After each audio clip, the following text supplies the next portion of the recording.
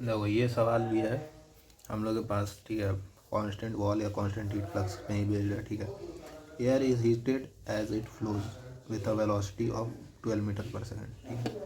हमारा यहाँ पे थोड़ा स्पेस का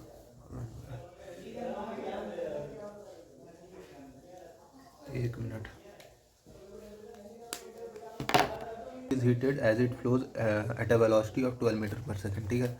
मतलब हमारा कुछ इस तरह का दिया हुआ है कि एयर जो है फ्लो कर रहा है, वेलोसिटी दिया हुआ है 12 मीटर पर सेकेंड, मतलब यू एवरेज दे रखा है हमको। यहाँ पर हम यू एवरेज हमें दे रखा है 12 मीटर पर सेकेंड, ठीक है। और ट्यूब का डाया दिया हुआ है 3 सेंटीमीटर यानी 0.3 metre. Constant heat flux condition is maintain and the wall temperature is, जो वॉल का जो टेम्परेचर है TS, ठीक है, is 20 degree Celsius above the air temperature. इससे एयर फ्लो हो रहा है, ठीक है। और ये जो वॉल के सरफेस का टेम्परेचर है वो एयर के मीन टेम्परेचर से या बल्क मीन टेम्परेचर से 20 डिग्री ऊपर है, यानी TS is 20 degree plus TM, यानी TS माइनस TM यहाँ पे हमें पता है 20। अब क्या बोलता है, एक constant heat flux condition is maintain and B, constant heat flux condition is maintain and water, ठीक है। प्रॉपर्टीज ऑफ एयर दे रखा है हमको। हमको पहला पार्ट निकालना है, heat transfer per unit length, increase in bulk mean temperature over 4 metre length, ठीक है। अगर हमको इस ट्यूब का लेंथ 4 मीटर दिया हुआ है, हमको बल्क मीन टेम्परेचर यानी TME माइनस का TMI का वैल्यू निकालना है पहला। दूसरा पार्ट में पहला पार्ट में हमको Q डॉट बाई L निकालना है। जो प्रॉपर्टीज ऑफ एयर है, अब इसको प्रोसीड करते हैं।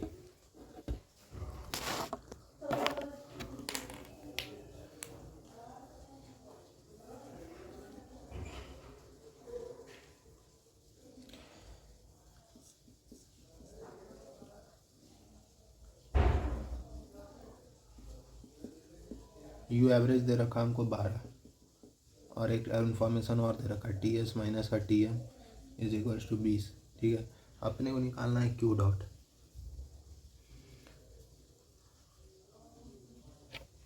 न्यूटन्स लॉ ऑफ कूलिंग से Q डॉट क्या हो जाएगा, HA को क्या लिख सकते हैं, surface area, curve surface area into length into में TS माइनस TM, ठीक।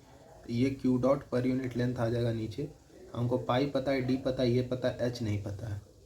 अब H पता लगाने के लिए हमको न्यूसेल्ट नंबर पे जाना पड़ेगा। पहले तो देखना पड़ेगा ये फ्लो कैसा है, रेनॉल्ड नंबर हमें निकालना पड़ेगा।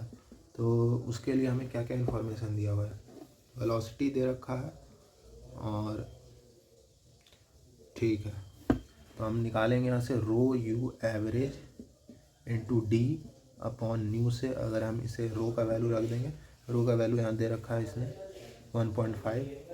1.5 इंटू यू एवरेज भी दे रखा है 12, डायामीटर कितना दे रखा है, डायामीटर इसने दिया हुआ है 0.3 by new 2.57 into 10⁻⁻⁵।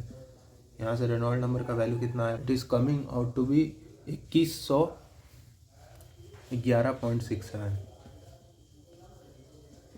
Which is more than 2000। तो that means the flow is turbulent. अगर फ्लो टर्बुलेंट है और कांस्टेंट हीट फ्लक्स का केस है, देखो कांस्टेंट हीट फ्लक्स का केस हो चाहे कांस्टेंट वॉल टेम्परेचर का केस हो, अगर टर्बुलेंट है तो मेरे पास एक ही फार्मूला है, डिटस बॉयटर इक्वेशन। और डिटस बॉयटर इक्वेशन क्या बोलता है कि Q इज इक्वल्स टू, यहाँ पे रेनॉल्ड नंबर का पावर 0.8 आता है, प्रैंडल नंबर का पावर n आता है। अब n होता है हीटिंग कूलिंग के बेसिस पे n आता है। अब यहाँ हीटिंग हो रहा है, एयर इज हीटेड, ठीक है। तो यहाँ हीटिंग हो रहा है, तो यहाँ प्रैंडल नंबर पावर 0.4 रखेंगे। अब ये क्या होता है फैक्टर, वो हम हमेशा भूल जाते, तो डेटा बुक रहता है, तो डेटा बुक के हिसाब से यहाँ पे 0.0 सॉरी Q नहीं, ये न्यूसेल्ट नंबर का एक्सप्रेशन है, जो कि डिटस बॉयटर 0.023 इक्वेशन से। अब यहाँ पर रेनॉल्ड नंबर हम लोग निकाल चुके हैं, ठीक है। प्रैंडल नंबर क्वेश्चन में दिया हुआ है ऊपर में, प्रैंडल नंबर नहीं दिया क्या, दिया तो था 0.68 दिया हुआ है टॉप में, तो यहाँ रख देंगे, तो ये न्यूसेल्ट नंबर का आ गया। रेनॉल्ड नंबर हम कैलकुलेट कर चुके हैं, प्रेंडल नंबर हमें दिया हुआ है।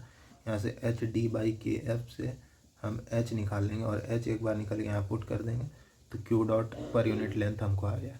सेकंड पार्ट बोल रहा है बल्क मीन टेम्परेचर में कितना इंक्रीज हुआ। तो इसके लिए क्या है, इसके लिए तो सिंपल सा एक एक्सप्रेशन है, Q is equals to m.Cp into TME minus का TMI। अपने को ये निकालना है।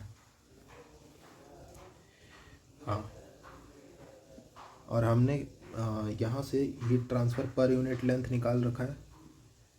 Q डॉट पर यूनिट लेंथ कितना आ रहा है, 4142.213। ये तो पर यूनिट लेंथ 4 मीटर के लिए पूछ रहा था, तो 4 से मल्टीप्लाई कर देंगे। एम डॉट हमें दे रखा है, M dot density into discharge, तो यू एवरेज। एम डॉट कैसे निकलेगा, मास फ्लो रेट तो दिया नहीं हुआ है, तो density into average velocity into area, ये CP is equal to TME minus TMI। अब यहाँ से हम निकाल लेंगे क्या, ये value TME minus TMI, increase in bulk mean temperature.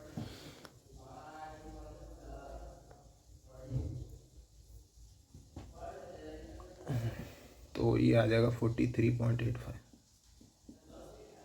तो ये क्वेश्चन को अप्रोच करना, हम पूरा क्वेश्चन सॉल्व नहीं कर रहे, बस अप्रोच एक दे रहे हैं कि ऐसे ऐसे सॉल्व होगा।